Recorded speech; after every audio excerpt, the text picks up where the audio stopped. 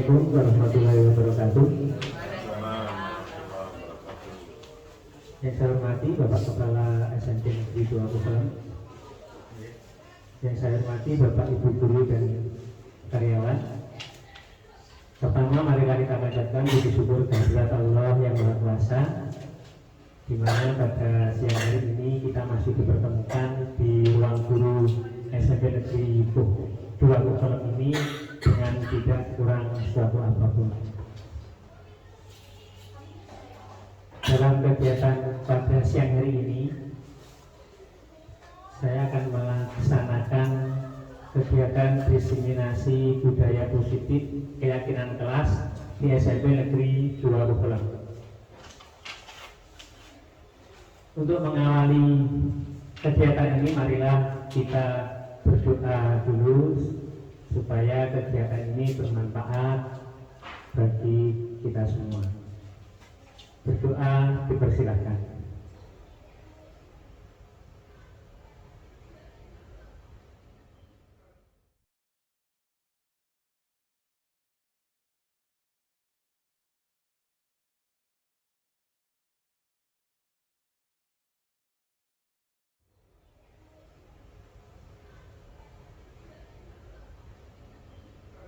Selesai.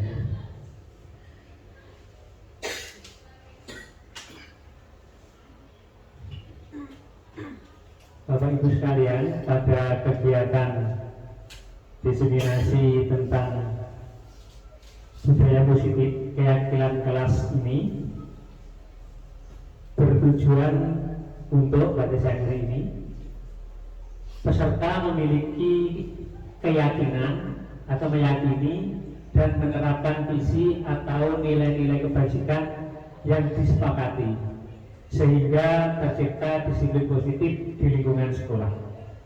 Yang kedua, peserta mampu menerapkan keyakinan kelas bersama anak didik. Selanjutnya, budaya positif adalah sebuah konsep yang mengacu pada pola-pola perilaku, nilai-nilai, norma, dan sikap-sikap yang mendukung pertumbuhan, perkembangan, dan kesejahteraan individu atau kelompok. Budaya positif dapat terbentuk melalui interaksi antara individu dengan lingkungannya, serta dapat dipengaruhi oleh faktor-faktor seperti pendidikan, agama, tradisi, dan sejarah. Adapun karakteristik dari budaya positif itu, yang pertama adalah keterbukaan. Budaya positif cenderung lebih terbuka terhadap perubahan dan inovasi. Individu dalam budaya positif didorong untuk berpikir kreatif dan berani mencoba hal-hal baru. Yang kedua, empati. Budaya positif mendorong individu untuk memahami dan merasakan perasaan orang lain. Ini menciptakan hubungan yang lebih baik antara individu dan meningkatkan solidaritas dalam kelompok. Karakteristik yang ketiga yaitu kolaborasi. Budaya positif mengutamakan kerjasama dan kolaborasi dalam mencapai tujuan bersama. Individu diajarkan untuk saling mendukung dan bekerja sama demi kebaikan bersama. Nah, ada pertanyaan reflektif di sini. Ini jawabannya hanya setuju atau tidak. Yang pertama, hukuman dapat mendisiplinkan anak. Setuju napa mboten?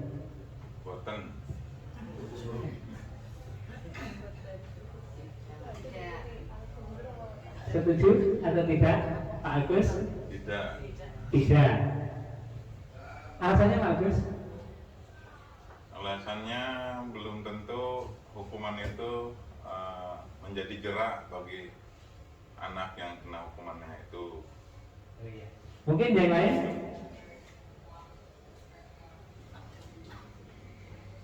yang lain setuju. Setuju dengan Pak Agus mungkin gitu ya. Ya, hukuman dalam mendisiplinkan anak itu kurang setuju. Karena dengan hukuman itu anak hanya disiplin pada saat itu, seperti terpaksa hanya pada atau ada masukan dari pihak lain. Jadi masih sifatnya apa ini? Eksternal ya, eksternal. Terus yang kedua, pemberian hukuman dengan hal-hal positif seperti membaca atau membersihkan halaman sekolah dapat meningkatkan disiplin anak. Setuju atau enggak? Tidak setuju. Tidak setuju? Ya. Tetap hukuman, tetap nanti adalah masih apa ya, eksternal.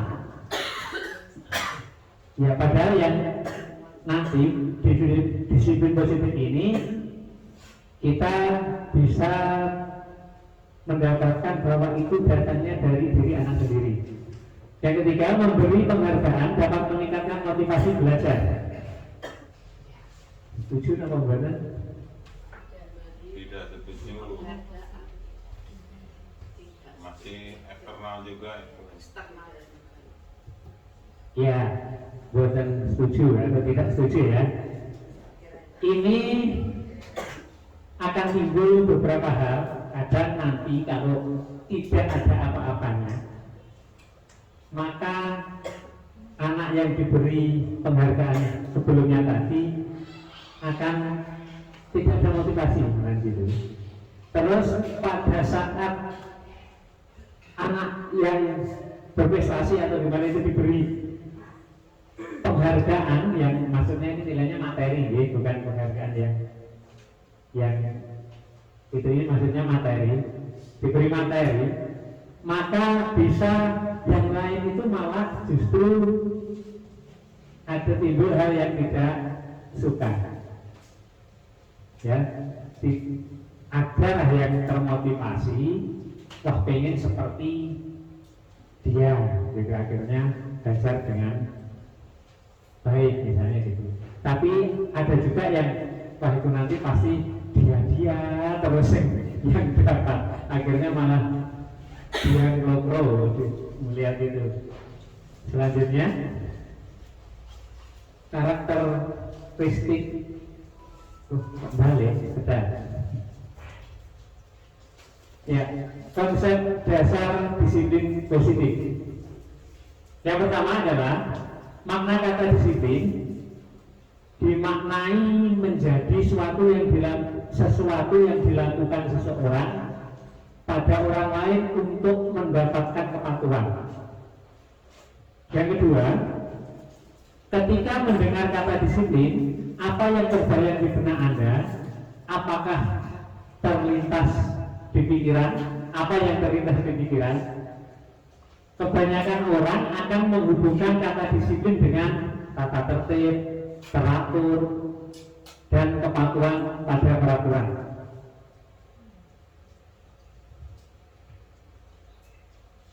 Kata disiplin juga sering dihubungkan dengan hukuman, padahal ini sesungguhnya berbeda. Karena belajar tentang disiplin positif tidak harus dengan memberi hukuman. Justru itu adalah salah satu alternatif terakhir dan bila perlu tidak digunakan sama sekali.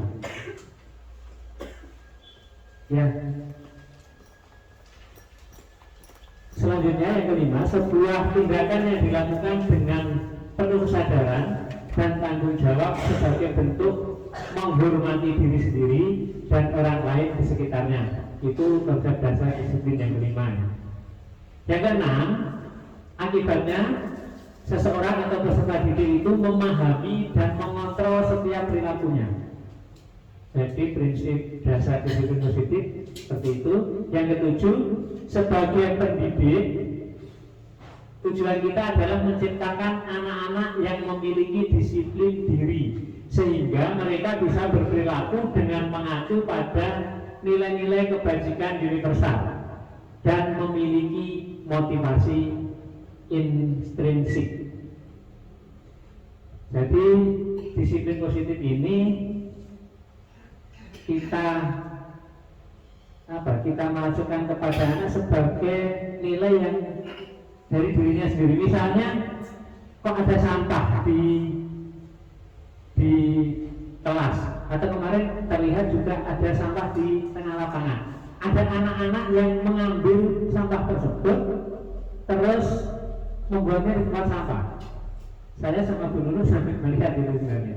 Itu siapa yang di tengah lapangan mau mengambil sampah terus dibuang? Nah itu yang disiplin positifnya untuk kebersihan itu sudah masuk dalam diri mereka. Tanpa diperintah, dia melaksanakan itu. Terus itu bukan karena dia menyusahkan dirinya. Ternyata dengan berdisiplin seperti itu, dia itu menghormati dirinya, bahkan menghargai dirinya sendiri. Secara tidak langsung, saya dengan Bu Nurul melihat anak yang di tengah lapangan mengambil sampah itu, langsung siapa ya itu? Berarti saya memberi nilai lebih kepada mereka. Kalau dibalik, mereka dengan mengambil sampah itu ternyata dia memberi nilai dirinya sendiri itu lebih baik daripada anak yang lain. Bukan karena dia malah tidak, dia bisa menghargai dirinya sendiri lebih daripada temannya. Dan orang lain pun ternyata menilai juga seperti itu. Ternyata anak itu lebih baik, nilainya seperti itu.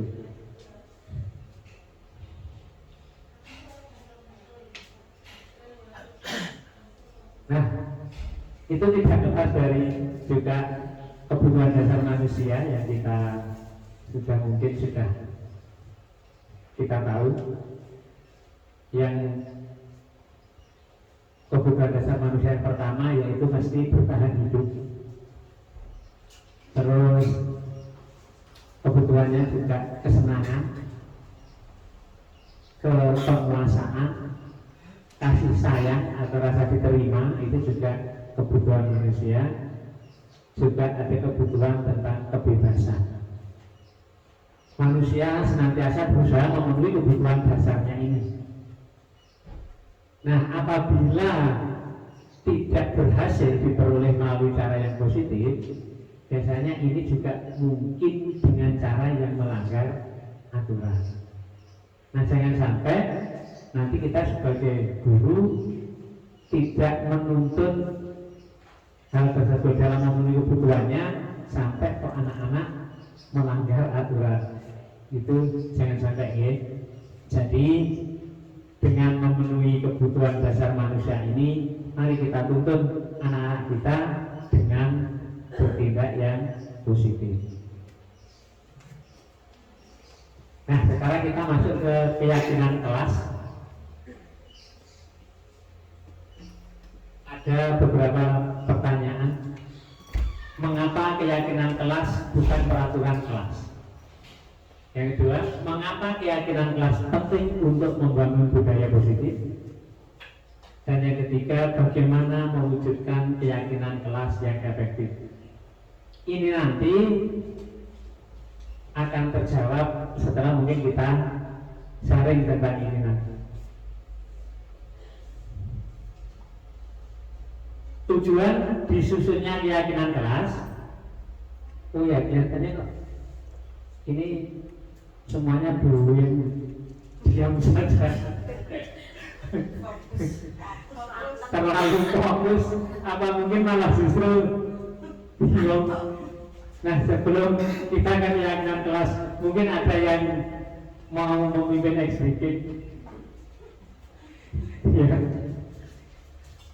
Pak Senat, mau Pak Senat breaking dulu biar tidak sepanjang. Bapak Ibu Nuwun kulung dipersani senenge jambak-jambak enten doorpress dulu. Pasti enten doorpress.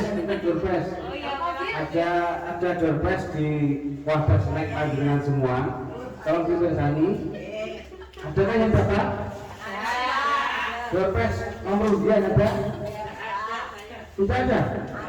Tidak ada Pak. Lanjut. Tidak selesai.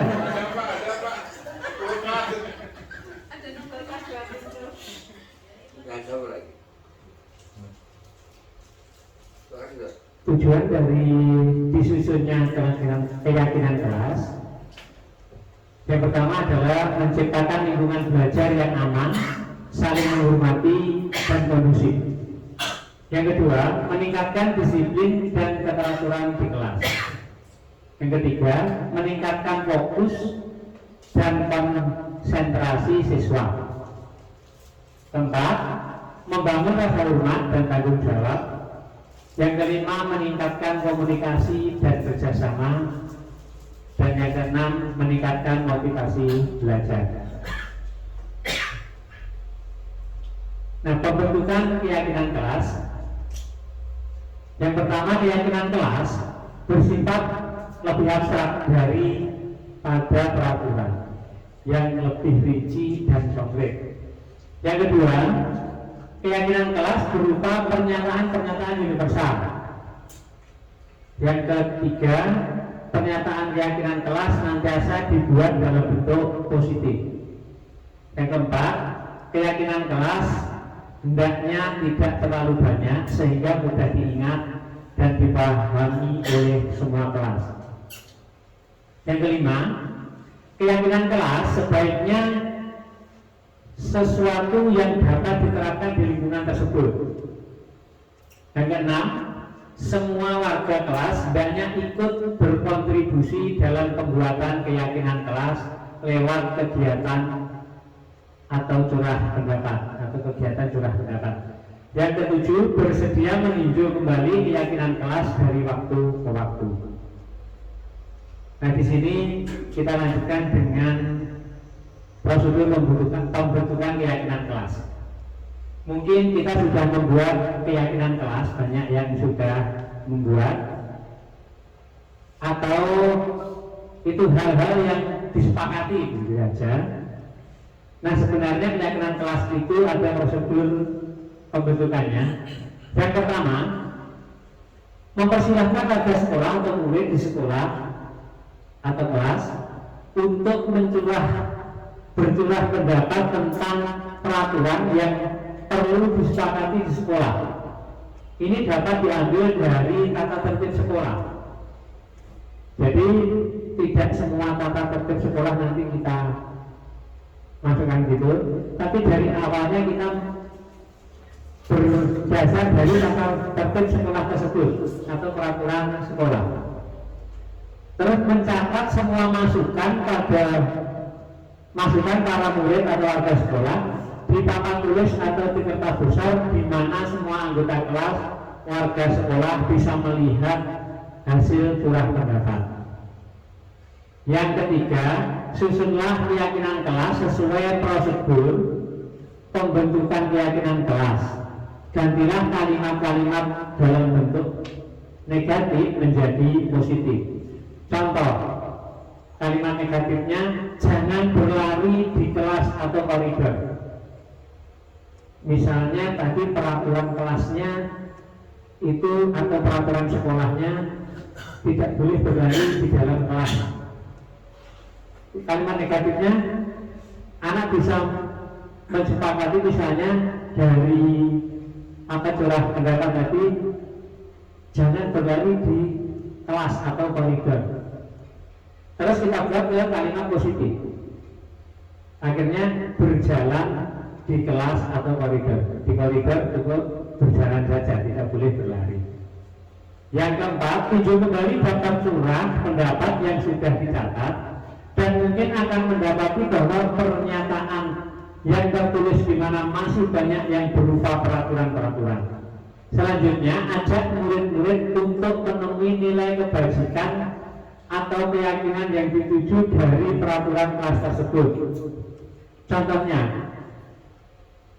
ini ada tadi berjalan di kelas, terus ada mendengarkan guru atau memperhatikan guru, ada yang berpendapat datang tepat waktu. Nah, hal tersebut kita masukkan dalam, mungkin ini masuk dalam satu payung, yaitu saling menghormati. Ya, dari peraturan-peraturan yang tadi sudah disepakati atau yang dicurahkan oleh anak-anak tadi, itu masuk ke dalam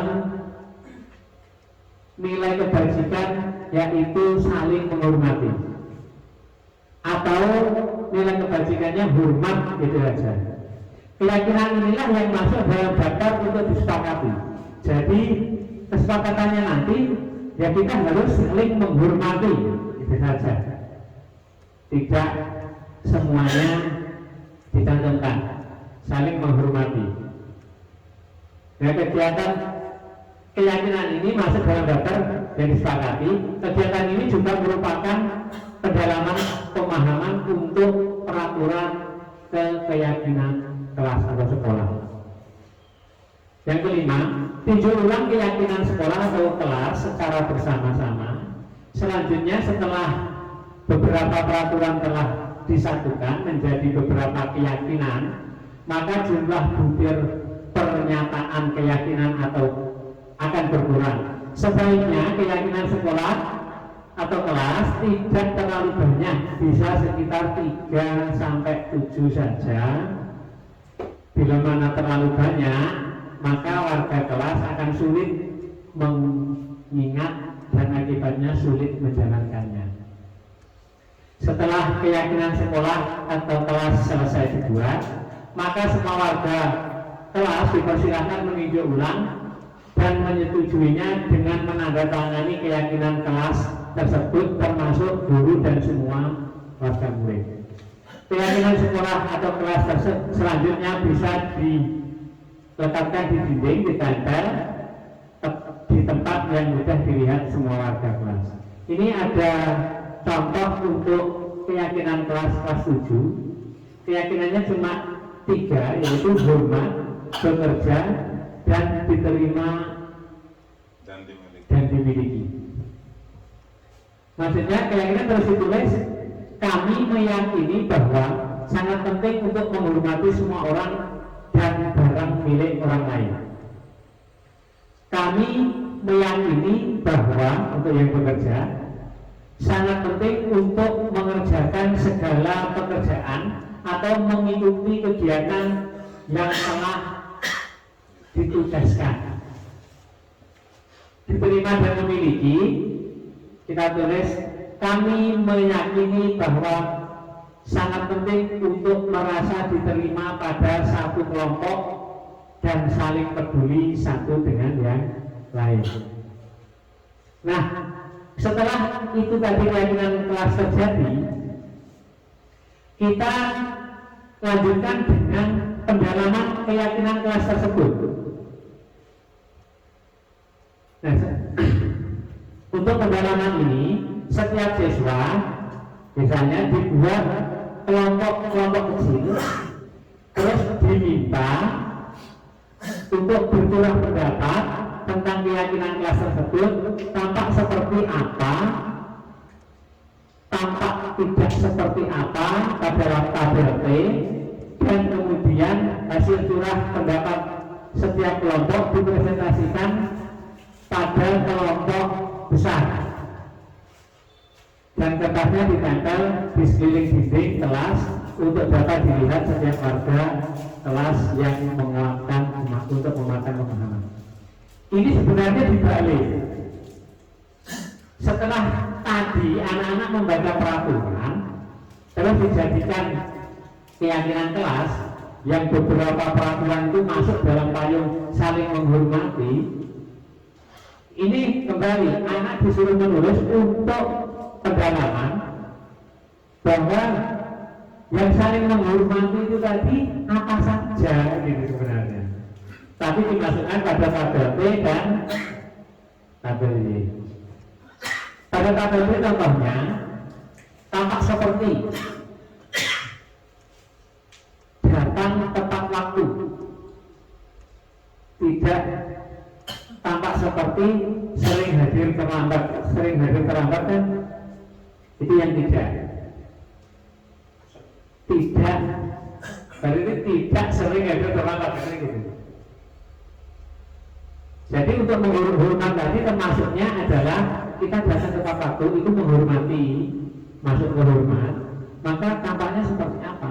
Ya tampak kalau anak datang tepat waktu atau sudah di dalam kelas sebelum jam 7:04 misalnya, kalau masuknya kita jam 7:04 itu berarti sudah masuk tampak seperti itu. Yang lainnya menyapa teman dan guru setiap hari, misalnya baru datang mengucap salam, itu juga tampak seperti itu. Untuk yang rasa diterima, misalnya melibatkan semua anggota kelompok pada saat berdiskusi dan sebagainya, itu semuanya diajak bicara, otomatis dimintai pendapat, otomatis itu tampak seperti itu, rasa berterima kasih diterima atau dimiliki. Terus untuk KBI itu ada terdengar, terlihat, dan berperilaku. Terdengar contohnya satu orang berbicara, yuk saya bantu, itu dia sudah melakukan pasti yuk saya bantu. Oh itu pasti rasa dimiliki atau memiliki, rasa diterima. Itu ya maksudnya keyakinan kelasnya tadi. Terus ada yang berbicara,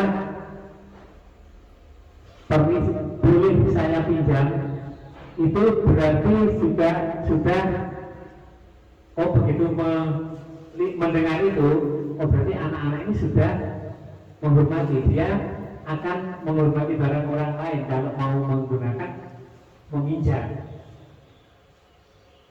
Yang terlihat ini yang apa yang kita lihat, berarti kalau berempati terhadap perasaan orang lain, misalnya ada yang bawa barang terlalu banyak terus jatuh, terus langsung mengambilkan, ikut membawakan, itu terlihat anak itu sudah menghormati, jadi sudah melakukan keyakinan kelas hormat.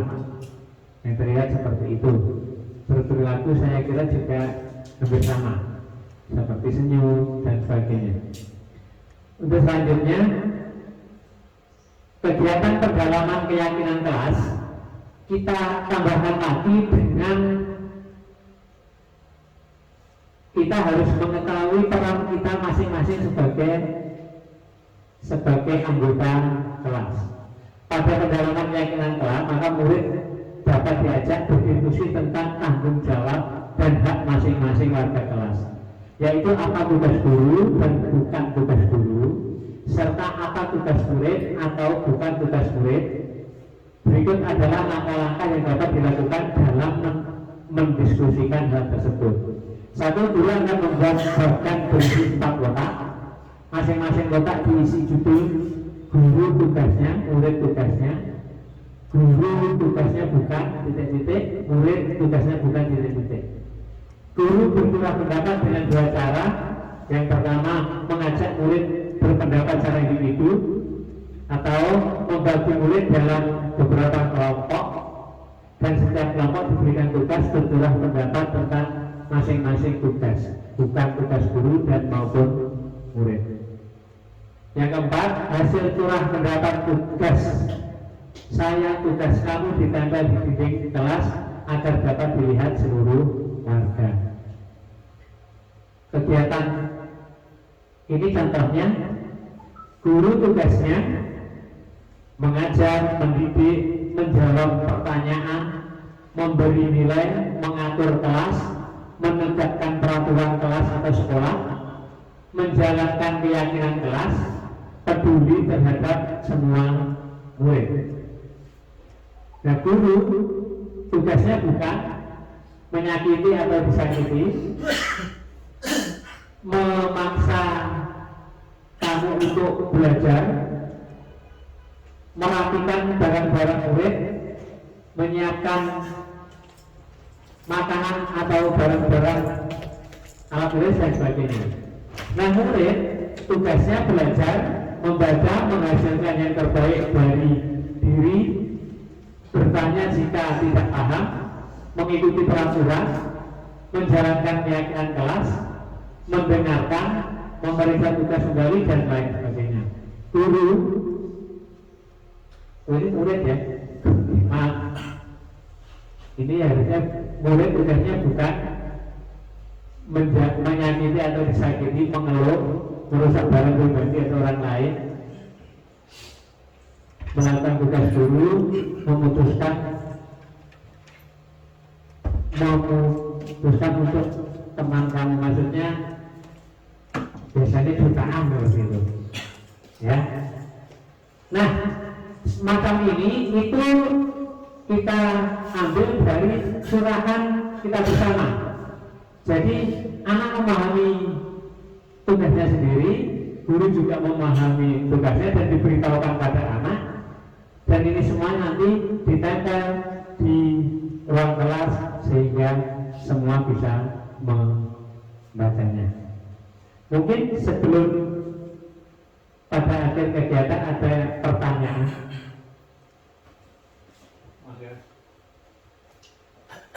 Terima kasih. Kalau semua sudah tahu dan menyadari akan tugasnya masing-masing, sebenarnya enak deh. Tapi kalau sampai muridnya tidak tahu bukannya belajar, padahal guru dilarang untuk memaksa belajar, itu bagaimana?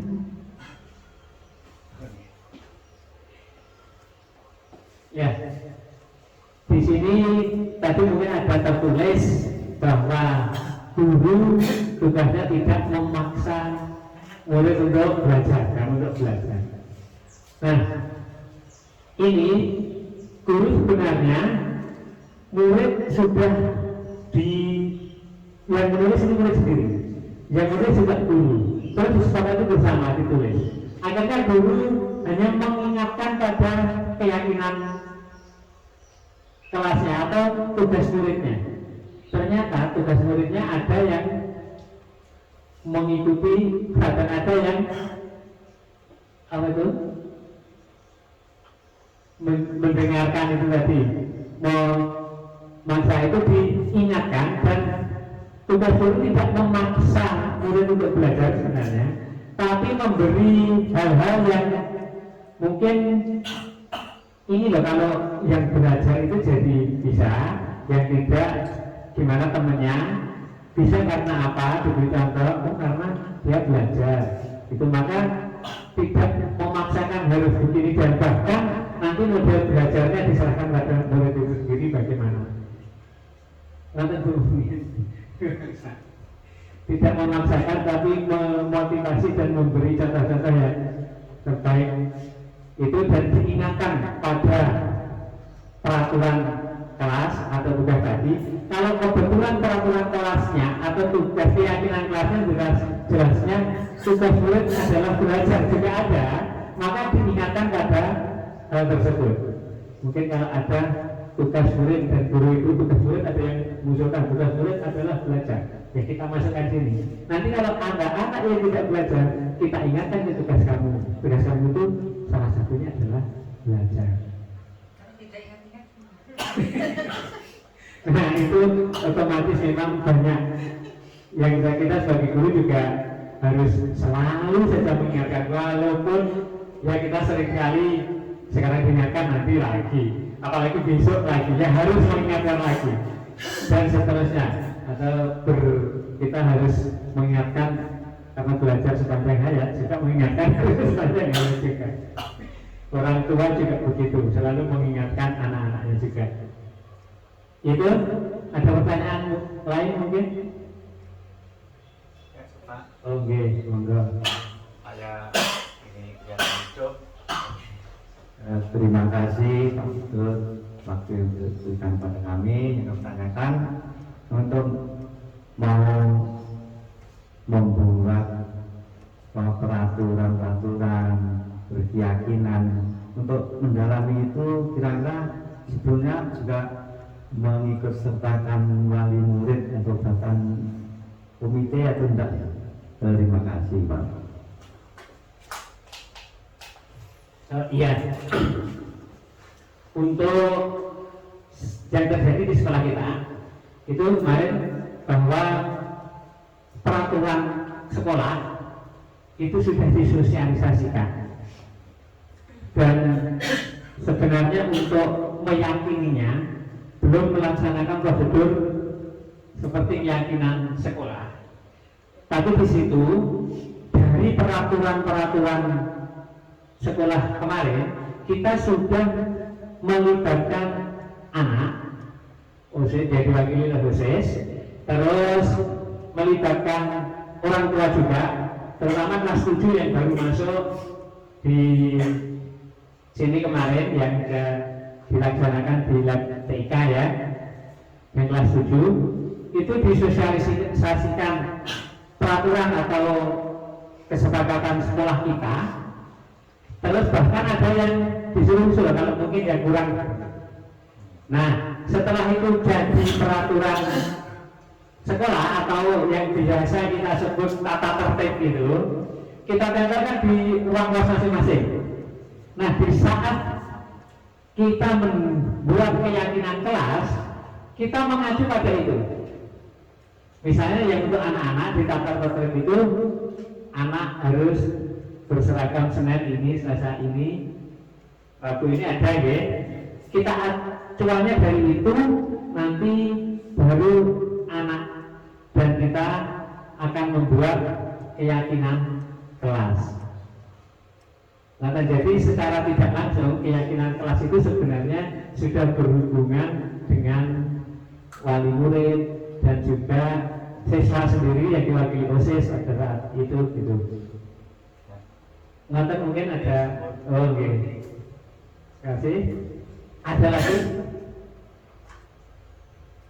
Kalau tidak ada sebuah arti kemerdekaan menurut Ki Hajar Dewantara. Kemerdekaan itu bukan hanya tidak terperintah saja. Jadi bukannya kita begitu merdeka terus hilang dari perintah. Akan tetapi harus juga dapat menegakkan dirinya dan mengatur peri kehidupannya dengan tertib. Dan hal ini termasuk juga mengatur tertibnya hubungan dengan kemerdekaan orang lain. Jadi saya kira dengan ungkapan Ki Hajar Dewantara pada buku kuning halaman 4 ini, peraturan atau kesepakatan kelas, keyakinan kelas itu bisa sejalan dengan ini. Jadi kita merdeka, tapi merdeka itu tidak kok lepas dari perintah. Tetap supaya kelas kita bersih, maka kita harus tetap menyambung dan sebagainya. Dan bagaimana itu bisa terjadi? Kalau itu terjadi bersih akan sebaliknya. Ternyata setelah kelas ini bersih, nilai dari kelas itu akan naik. Misalnya kelas 9C kok bersih sekali, guru begitu masuk bersih, itu akan memberi nilai terhadap kelas 9C. Ternyata 9C luar biasa, bisa bersih kelasnya dan sebagainya. Itu mungkin dari saya. Terus sebelum kita tutup ada sedikit refleksi. Monggo ini nanti refleksi dari Bapak Ibu semua dituliskan di kertas ini saja untuk 3 pertanyaan tersebut.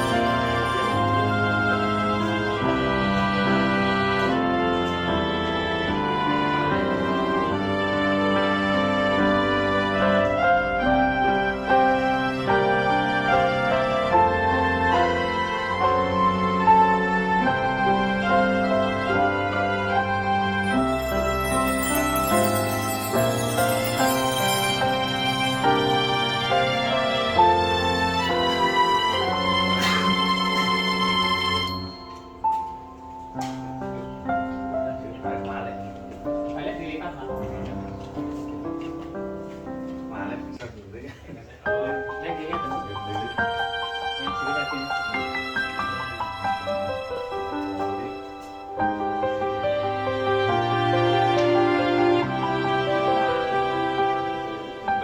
muridnya.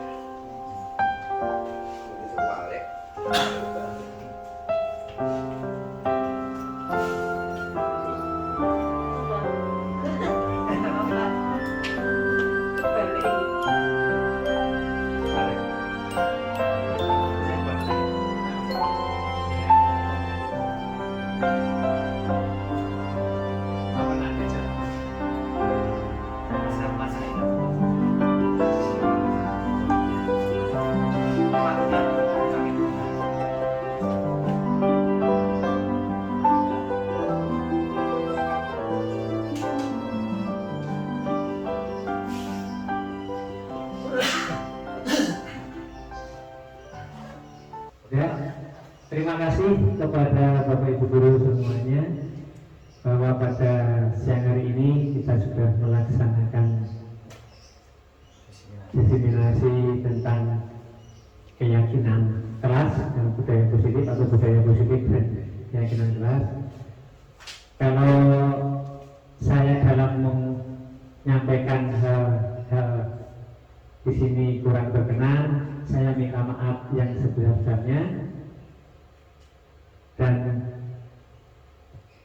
sebelum kita akhiri, marilah karena tadi diawali dengan berdoa, marilah kita berdoa bersama.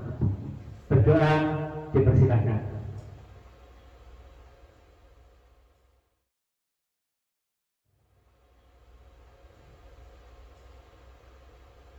Selesai. Terima kasih, kurang lebihnya sekali lagi mohon maaf. Assalamualaikum warahmatullahi wabarakatuh.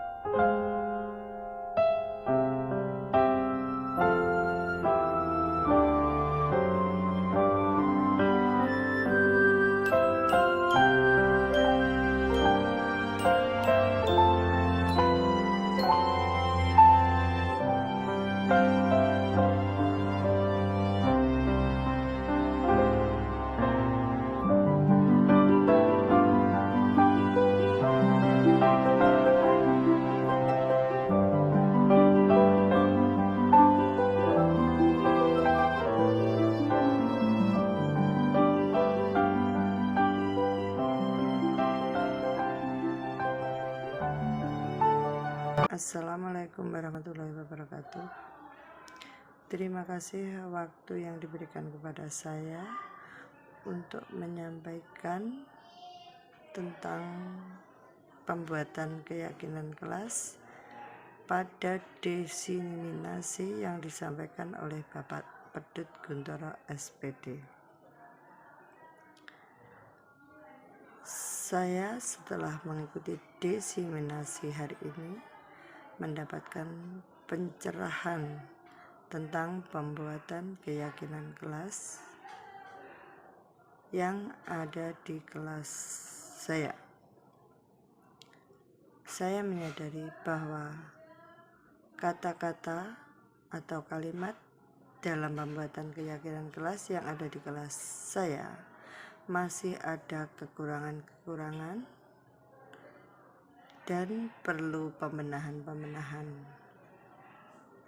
Maka saya akan membenahi dan mengoreksi keyakinan kelas yang ada di kelas saya, akan saya benahi bersama murid-murid. Terima kasih. Wassalamualaikum warahmatullahi wabarakatuh.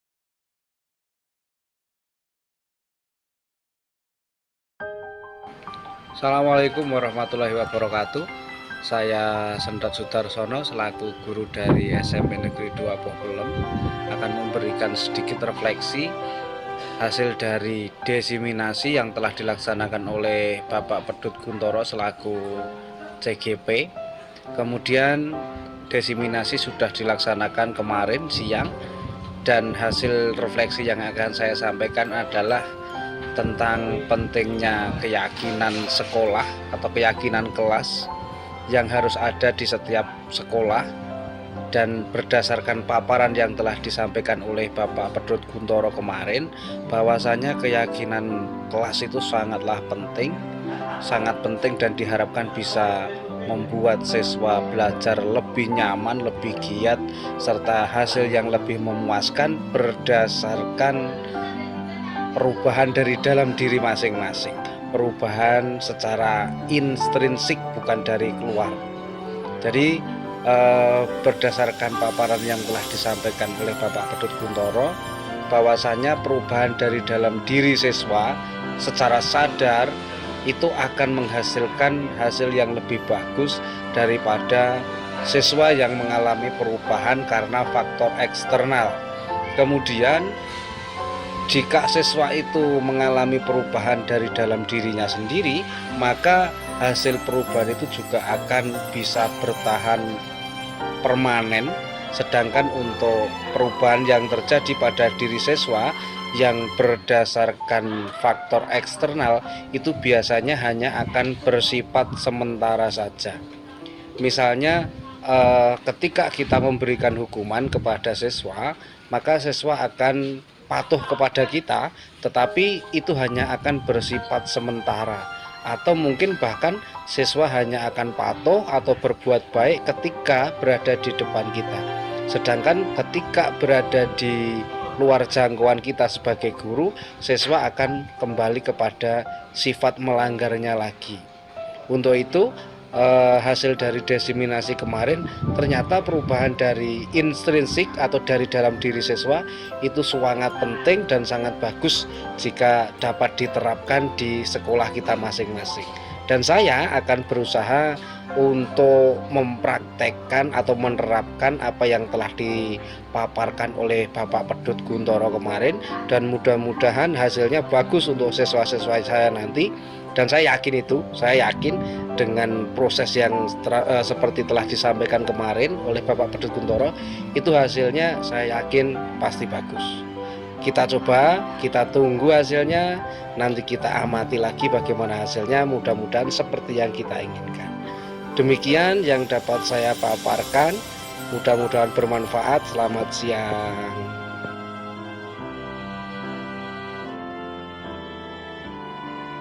Assalamualaikum warahmatullahi wabarakatuh. Setelah menyimak dan memperhatikan apa yang dijelaskan oleh Pak Pedut tentang keyakinan kelas, saya mempunyai kesimpulan atau kesan yang sangat baik sekali, karena dengan keyakinan kelas itu bisa meningkatkan kedisiplinan, tanggung jawab, dan kesadaran dari siswa itu sendiri untuk belajar lebih baik dan lebih bermanfaat untuk saat-saat atau waktu-waktu yang akan datang, untuk ditingkatkan dan untuk ditindaklanjuti agar menjadi suatu keyakinan yang lebih mendalam, lebih meyakinkan, dan bisa dilaksanakan dengan sebaik-baiknya untuk meningkatkan prestasi, keterampilan atau pengetahuan siswanya itu sendiri. Demikianlah dari saya atas simakan atau kesimpulan atau kesan yang saya dapatkan yang sangat bermanfaat dan sangat menyesalkan sekali dari keyakinan yang telah disampaikan oleh Pak Pedut. Demikian, Assalamualaikum warahmatullahi wabarakatuh.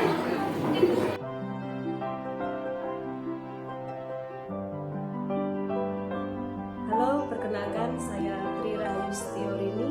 Saya merupakan salah satu tenaga pendidik di SMP Negeri 2 Bapelan. Dalam kesempatan kali ini, saya akan menyampaikan refleksi terkait kegiatan yang sudah saya ikuti, yaitu kegiatan diseminasi yang sudah dilaksanakan oleh rekan sejawat saya, Bapak Pedut Guntoro SPD. Saya merasa senang karena kemarin saya menjadi salah satu peserta kegiatan diseminasi yang dilaksanakan dilaksanakan oleh Bapak Pedut tentang budaya positif, salah satunya yaitu tentang keyakinan. Saya merasa mendapatkan pengetahuan baru dan wawasan baru dari diseminasi yang sudah saya ikuti kemarin. Saya memiliki satu pemahaman bahwa budaya positif merupakan perwujudan dari nilai-nilai atau keyakinan universal yang dilaksanakan di sekolah. Kemudian untuk budaya positif itu tidak bisa diciptakan secara instan, namun budaya positif itu perlu ditumbuhkan dengan bantuan atau tuntunan serta tauladan dari guru yang ada di sekolah. Oleh sebab itu, guru harus menjadi contoh dan teladan yang baik, sehingga ketika guru melaksanakan sesuatu hal yang positif, siswa dengan kesadaran dirinya sendiri akan mengikuti apa yang dilakukan oleh guru tersebut, sehingga lama-kelamaan nanti akan tercipta suatu budaya positif yang baik di lingkungan sekolah. Hal demikian yang saya dapatkan dari kegiatan diseminasi yang sudah dilaksanakan oleh rekan saya, Bapak Pedut Kuntoro, dan itu sangat membantu saya untuk saya bisa memahami lebih dalam lagi tentang bagaimana penerapan budaya positif, khususnya kemarin yang dibahas adalah tentang keyakinan kelas, sehingga diharapkan saya berharap secara pribadi setelah saya mengikuti diseminasi yang sudah saya ikuti kemarin, saya bisa menerapkan apa yang saya pelajari, apa yang saya dapatkan dari kegiatan yang sudah saya ikuti kemarin dalam diseminasi yang sudah dilaksanakan oleh Bapak Pedut. Demikian mungkin yang bisa saya sampaikan untuk refleksi saya.